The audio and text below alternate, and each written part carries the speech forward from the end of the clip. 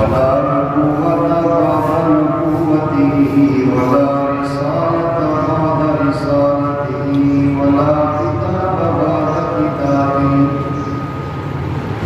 ولا أمة بعد أمته وعلى آله وأصحابه الطيبين الطاهرين لا سيما على الخلفاء الراشدين المهديين. أما بعد فأعوذ بالله من الشيطان الرجيم. بسم الله الرحمن الرحيم. إن الذين قالوا ربنا الله ثم استقاموا تتنزل عليهم الملائكة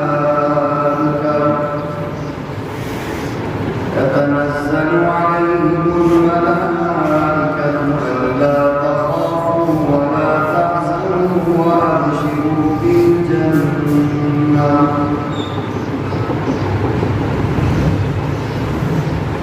وقال النبي صلى الله تعالى عليه وسلم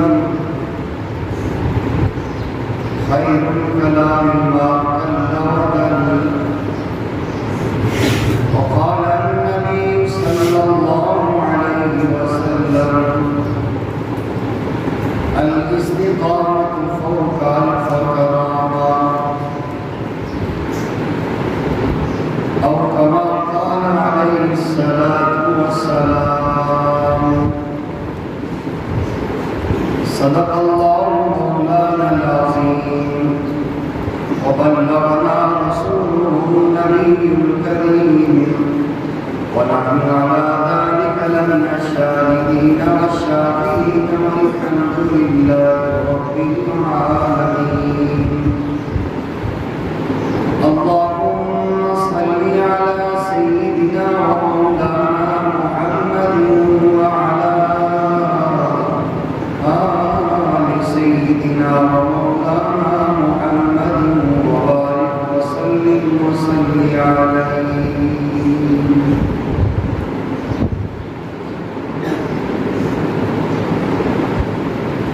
جس دور پہ آزاد دنیا زمانہ اوروں کو تو جگانا یاد رہا، خود کو ہوش میں لانا بھول گئے. منہ دیکھ لیا آئینے میں، پردہ نہ دیکھا سینے میں. ہم نے زور لگایا اتنا سینے میں کہ بننا مسلمان ہو گئے. ڈھونڈتے رہے اوروں میں عیب و ہنر، رہے اپنے عیوب سے بالکل بے خبر.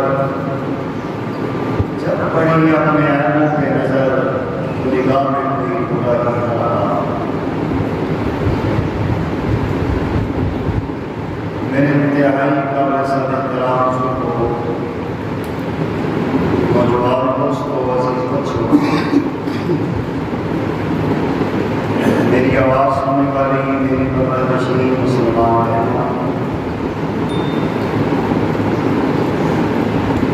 آج کا یہ جمعہ اس سال کے رمضان کا آخری دن بھی ہے اور آخری جمعہ بھی ہے. عرف عام میں سے جمعۃ الوداع کہا جاتا ہے. ویسے تو تمام دن، تمام مہینے، ہفتے، سال، ہر دن کے 24 گھنٹوں میں سے ہر گھنٹہ، ہر گھنٹے کے 30 منٹوں میں سے ہر منٹ اللہ جل جلالہ کی قدرتوں سے اور رحمتوں سے مالا مال ہوتا ہے. دن، گھنٹے، وقت، ایام، مہینے برابر ہی ہوتے ہیں، لیکن بعض ایسے اوقات ہوتے ہیں، بعض ایسی جگہ ہوتی ہیں، ان جگہوں کی کی وجہ سے، ان اوقات کی وجہ سے اس چیز کی عظمت بڑھ جاتی ہے۔ جمعہ تو ویسے بھی سید الایام ہے، ہفتے کے سارے دنوں کا سردار ہے،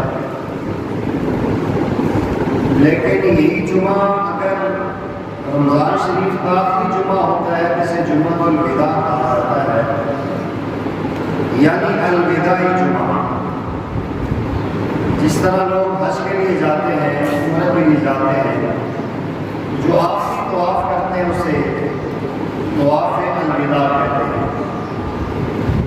ہمارے ملک میں جملہ بہت زیادہ استعمال ہوتا ہے جب کسی بندے کو ہم رخصت کرتے ہیں، کہتے ہیں چلو یار اس کو باہر ہم الوداع کر کے آتے ہیں۔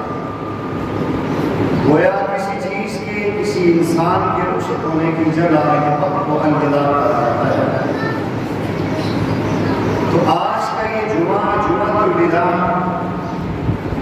کئی لوگوں کے لیے غم کا، پریشانی کا سبب ہوگا، اور کئی لوگوں کے لیے خوشی کا سبب ہوگا۔ خوشی بھی دو طرح کی ہے، ایک خوشی اخروی اعتبار سے ہے اور ایک خوشی دنیاوی اعتبار سے ہے۔ جمعہ الوداع ان لوگوں کے لیے غم کا جمعہ ہے جو اس ماہ مبارک میں بڑی عمدہ اور بہترین عبادات کر رہے تھے، جن کا ایک ایک عمل 70 گنا بڑھ چکا تھا، اور جنہوں نے اس رمضان شریف میں اعمال صالحہ کے ذریعے محنت کی، نیکیوں کا ذخیرہ اپنے پاس جمع کر کے نامہ اعمال میں اکٹھا کر لیا، ان کے دل یقیناً غمزدہ ہوں گے کہ وہ سبحانی اور رحمت بڑی گھڑیاں ہم سے رخصت ہو رہی ہیں۔ نہ جانے زندگی میں دوبارہ اس جمعہ اور رمضان کے ملنے کا اتفاق میں ہوتا ہے کہ نہیں ہوتا۔ کئی ایسے لوگ ہیں وہ خوشی کے شادمانے بجا رہے ہوتے ہیں، انہیں پتہ نہیں ہوتا ان کا کفن بازار میں آ چکا ہوتا ہے، ان کی طبیعتیں غمزدہ اور پریشان ہوں گی یقیناً، اور ہونی بھی چاہیے کہ جب قیمتی متاع انسان سے لٹتی ہے، جاتی ہے، رخصت ہوتی ہے، انسان غمزدہ ہوتا ہے۔ اور ایک وہ لوگ بھی ہو سکتے ہیں کہ جنہوں نے رمضان شریف کو صرف دنیاوی کمائی کا ذریعہ بنایا تھا۔ رمضان شریف سے پہلے فروخت گوشت کی اشیاء سستی تھی، رمضان میں بناوٹی مہنگائی کر کے دونوں ہاتھوں سے لوٹنے کی کوشش کی تھی، ان کے لیے بھی غم ہے کہ ہمارا سیزن پیسے والا چلا گیا، اپنے اگلے سال میں اتنے پیسے ملتے ہیں۔ اسی انداز میں خوشی بھی دو طرح کی ہے، ایک خوشی اہل ایمان کی ہے کہ الحمدللہ اللہ جل جلالہ کی عطا کی ہوئی نعمت رمضان شریف ہمیں ملا، ہم نے دن میں روزے رکھے، رات میں تراویح پڑھی، نوافل کا اہتمام کیا، صدقات خیرات کیے، فطرانہ فدیہ ہم نے دیا۔ الحمدللہ ہم اللہ کی اس امانت کو اچھے انداز میں تکمیل تک لے گئے، تو بڑی خوشی ہے۔ الحمدللہ اللہ نے کرم نوازی کی، ہم اللہ جل جلالہ کی دی ہوئی نعمت کی قدر کر سکتے ہیں، ان کے لیے یقیناً خوشی ہو سکتی ہے۔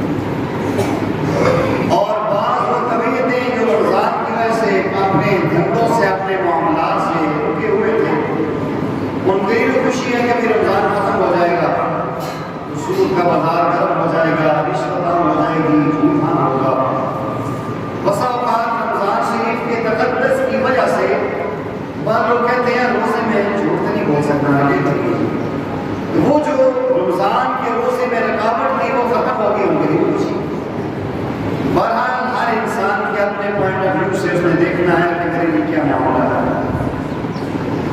اللہ جل جلالہ نے جمعہ الوداع کیوں رکھا ہے، یا جمعہ الوداع کی ترتیب کیوں دی گئی ہے؟ اس کا مقصد صرف اور صرف یہ نہیں ہے جو ہم لوگ سمجھتے ہیں، ہماری مسلمان بہنیں سمجھتی ہیں، نوجوان لوگ سمجھتے ہیں، عوام الناس اس کو سمجھتے ہیں کہ جمعہ الوداع کا مطلب کیا ہے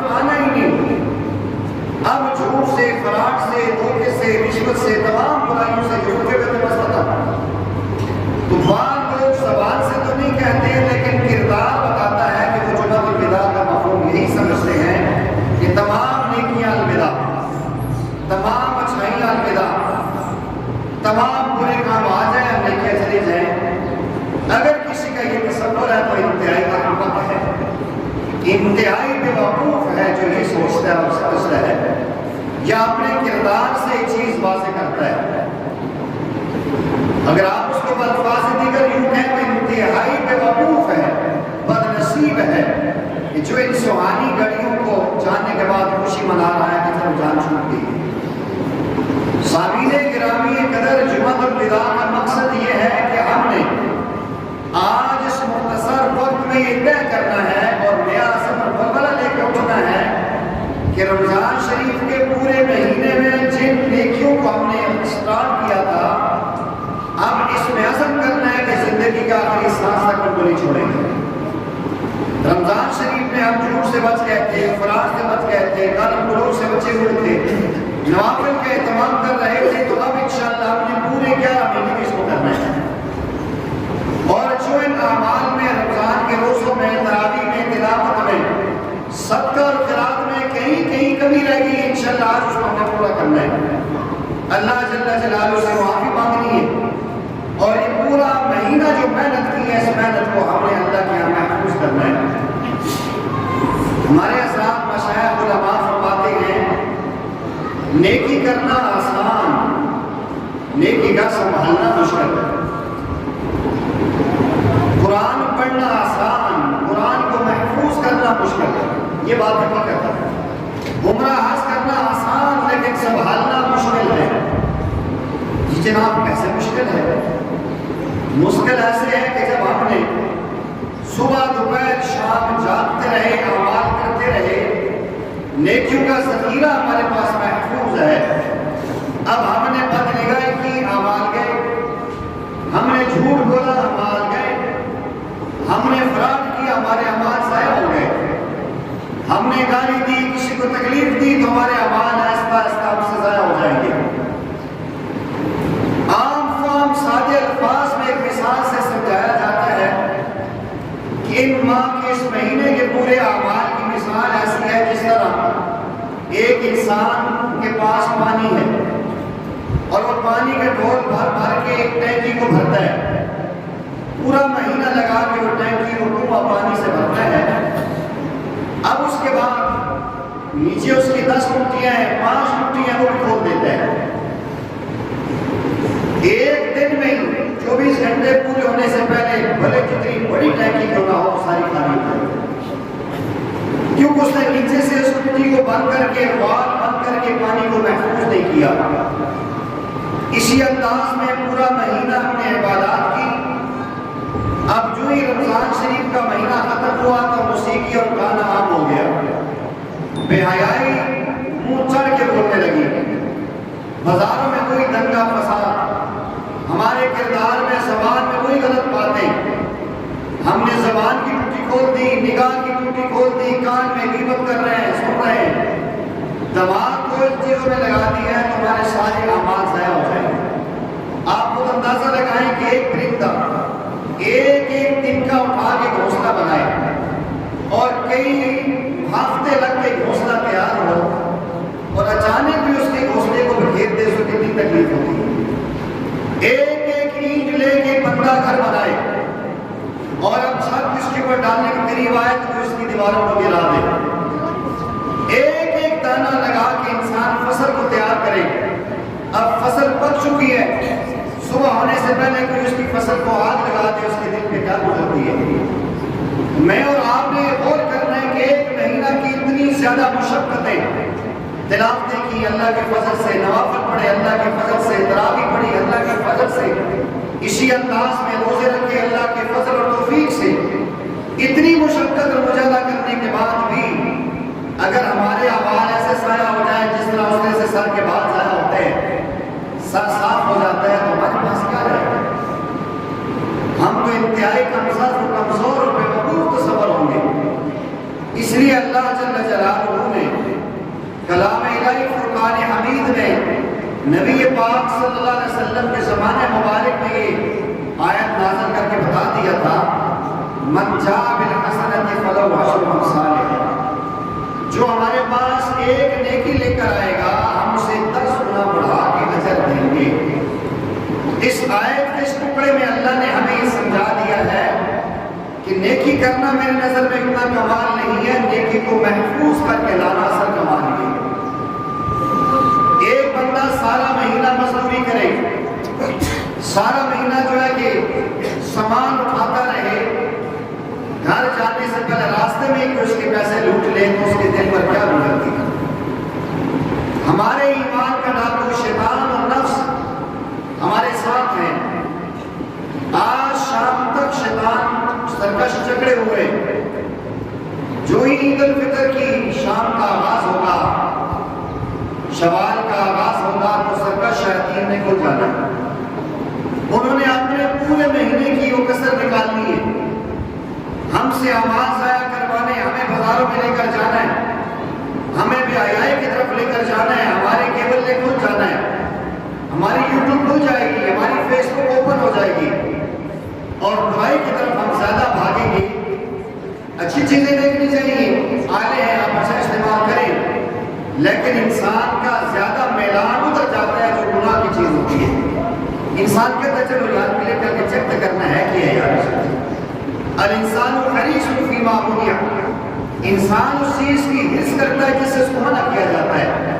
اس لیے میرے بھائیوں بہنوں اور دوستوں، ہم نے آج سوچا ہے اس چیز کو کہ جو ہم نے نیکی کی، ہمیں نہیں پتا کہ آنے والا رمضان ہمیں ملتا ہے کہ نہیں ملتا، رمضان بہت دور ہے۔ ہمیں یہ بھی نہیں پتا کہ شوال کا مہینہ سے تو سلامتی میں نصیب ہوتا ہے کہ نہیں ہوتا۔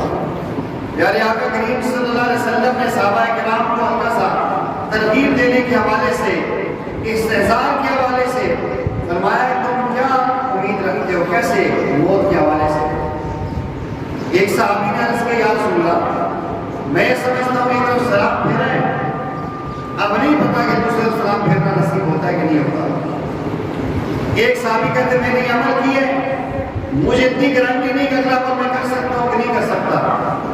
پیارے آقا نے فرمایا اتنی بڑی امید نہیں، فرمایا میرے ہاتھ میں پانی کا پیالہ ہے، میں گھونٹ پی رہا ہوں، میں دعوے سے نہیں کہہ سکتا کہ اگلا گھونٹ پینا مجھے نصیب ہوتا ہے کہ نہیں ہوتا۔ اتنی فانی، بے اثر اور انتہائی کمزور یہ دنیا کی زندگی ہے جس پہ ہم نے سب کو ٹریس کر دیا۔ ہماری صلاحیتیں اس کے لگ رہی ہیں، ہمارا مال دنیا پہ لگ رہا ہے، ہماری نگاہ دنیا کو دیکھ رہی ہے، ہمارے کان دنیا کی تذکرے سن رہے ہیں، ہماری زبان دنیا کی عظمت کو بول رہی ہے، تو دنیا کی تو دل میں آنا ہے۔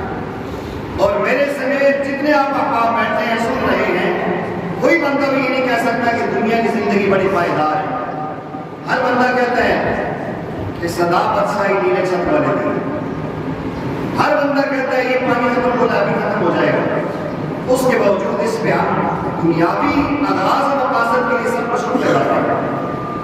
ایک لمحے کے لیے ذرا ایک بار پیچھے سوچیں، اب یہ سمجھیں کہ شعبان کا آخری جمعہ ہے اور اس میں ہم آغاز کر رہے ہیں، اس میں آغاز ہوا، اب ہم میں سے کتنے لوگ ہیں آج ہمارے محاسبے کا دن ہے، ہم خود اپنا محاسبہ کریں، فرشتوں نے تو کرنا ہی کرنا ہے، کل قیامت کے دن اللہ نے تم سے پوچھنا ہی پوچھنا ہے، حاسبو قبل ان تحاسبو، اپنا محاسبہ پہلے کر لو کل جب تمہارا محاسبہ کیا جائے۔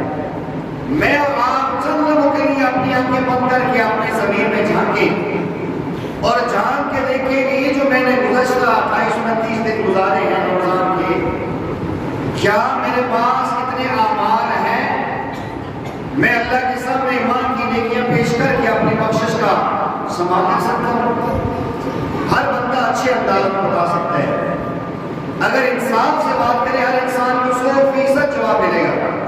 اس پورے 29-30 دن میں ایک مہینہ اللہ نے دیا تھا تو میں نے اس مہینے میں تہجد کی نماز کا اہتمام کیا، ہر بندہ غور کر کے دیکھے۔ اس ماہ مبارک میں نے 5 وقتہ 5 نمازیں باجماعت پڑھی۔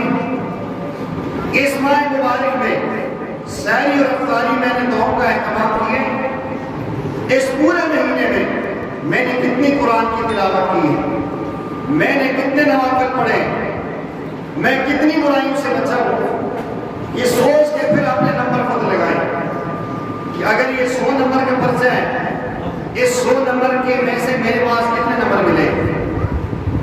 کوئی بھی بندہ اپنے نمبر میں سے 100 نمبر نہیں لگاتا، کبھی بھی نہیں لگاتا۔ جو سمجھدار اسٹوڈنٹ ہوتا ہے وہ آنسر پیپر مکمل کرنے کے بعد بھی گیس لگاتا ہے بھائی 100 نمبر کا پیپر ہے تو وہ 100 کبھی بھی نہیں لگاتا، اچھے سے اچھا بھی لکھا ہو کہتے یار نہیں تو 90 کے قریب تو آئی ہے، 85 تو ہوں گی، 80 سے اوپر ہی ہوگا۔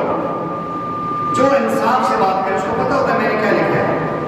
بسا اوقات یہ ہوتا ہے ہم بھی جب پڑھتے تھے، آج بھی لڑکے پڑھتے ہیں، پرچہ دینے کے بعد آگے بک کو دیکھتے تھے کہ اسکول والوں نے کالج والوں نے یہ کوشچن کی ہے، میں نے یہ جواب دیا ہے، ان میں سے کتنے اچھے ہوئے اور کتنے غلط ہوئے، وہاں سے بھی انسان مارکس لگا لیتا ہے کہ 50% ٹھیک ہوا ہے یا 25% ہوا ہے یا میں فیل ہو چکا ہوں۔ اسی انداز میں اللہ نے جمعۃ الوداع ہمیں محاسبے کا دن دیا ہے۔ ہم سوچیں کہ ہم نے کیا کیا ہے، کیا کھویا اور کیا پایا۔ اگر ہم نے آج محاسبہ کر لیا، اللہ سے رات کو معافی تلافی کر لی، کمیاں کوتاہیاں رہ گئی ہیں، انشاءاللہ اللہ سے امید ہے کہ اللہ مہربانی والا معاملہ فرمائے گا۔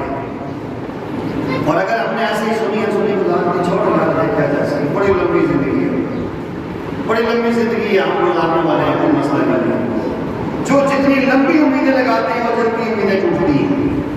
اس لیے میرے بھائی اور دوستو، جمعۃ الوداع نیکیوں کی الوداع کرنے کا دن نہیں ہے، نیکیوں کا الوداع ہونے پہ رونے کا دن ہے، غم کا دن ہے، پریشانی کا دن ہے۔ جو اللہ کی رحمتیں تھی، جنت کے دروازے کھولے تھے، جہنم کے دروازے بند تھے، رات کو جہنم کے دروازے کھول جائیں گے، جنت کے دروازے بند ہو جائیں گے۔ سرکار شیاطین جو ہمارے لیے اللہ نے باندھ کے رکھے تھے، دیکھو جب ایک انسان دیکھتا ہے کہ میرا یہ شاگرد کمزور ہے، اس سے کام نہیں ہو سکتا، اس کے لیے وہ اسباب بنا دیتا ہے، کہہ دیتے بیٹا وہ فلاں جو لوگ ہیں انہوں نے پکڑ لیے، وہ کام اپنا کرنا۔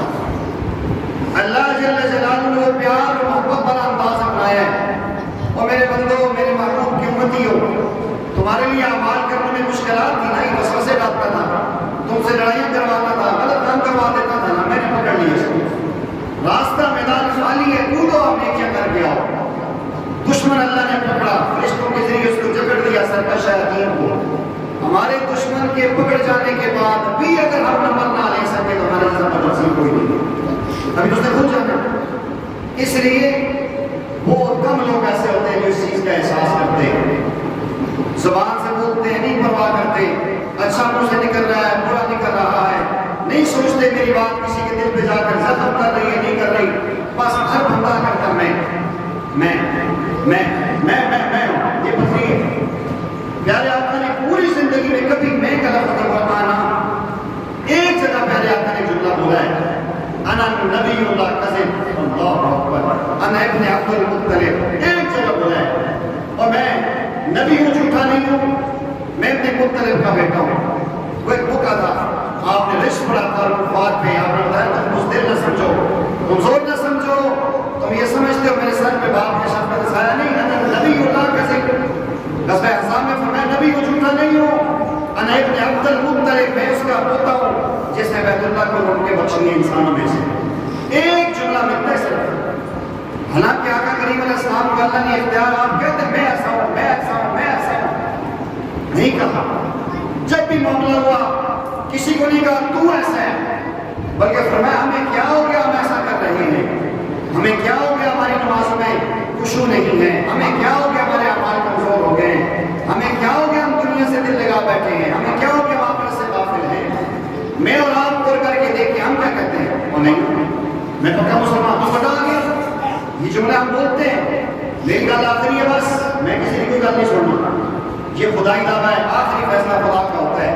ہم ان باتوں میں غور کریں، ہم کس وقت میں جا رہے ہیں، یہی ہماری ذلت کی اور پستی کی وہ وجوہات ہیں جس کی طرف ہم جا رہے ہیں۔ اپنے آپ کو مٹائیں، میں کچھ نہیں، میرا کچھ نہیں، اللہ تو سب کچھ، ساری کائنات تیری ہے۔ جو انسان کہتا ہے میں کچھ نہیں، اللہ اسی کو بلاتے ہیں۔ پیارے آقا کریم علیہ السلام نے فرمایا من تواضع للہ فقد رفعہ اللہ، جو اللہ کے لیے تواضع اختیار کرتے ہیں اللہ اس کو اٹھاتے ہیں۔